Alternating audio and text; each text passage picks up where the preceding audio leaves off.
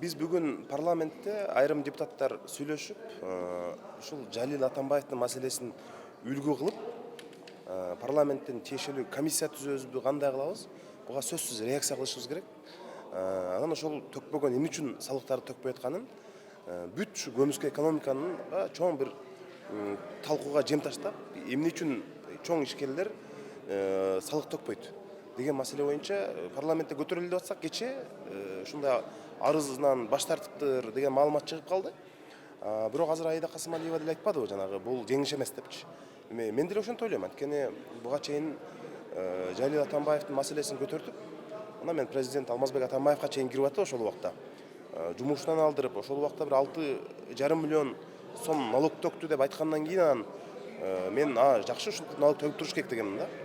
Буларды ушундай журналисттиктүү парламент депутаттарынын анча мынча сөз аркылуу налог төктүрбөсөк, мындай өзүнүн эрки менен, мыйзам жолу менен төкпөйт экен да. Ошон үчүн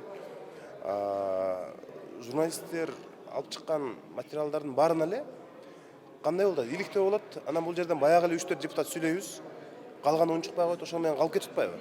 Ошондой болбой, менин угушум боюнча азыр өкмөттө ар бир маалыматка реакция кылгыла деген премьерден тапшырма түшүптүр деп уктум. Ар бир маалыматка, ушу телеканалдарга, гезиттерге, сайттарга чыгып аткан маалыматтарга реакция кылып тезирээк анын чечүү жолдорун карагыла деген маалымат кетти. Менин оюмча муз ордунан жылды. Эми өкмөт башчы ошол коррупциялык иштерди ачып берип аткан журналисттердин баарын чакырып, силерге рахмат деп, анан алардан жардам сураш керек деп ойлойм. Алардан жардам сурап, мына дагы ушундай иштерде аракет тапканга бизге жардам бергиле десе, жакшы болмок да. Ошол эле Жалил Атамбаевдин үлгүсүндө. Жалил Атамбаевге окшогондор бизде, менин оюмча, Кыргызстанда жетиштүү деп ойлойм.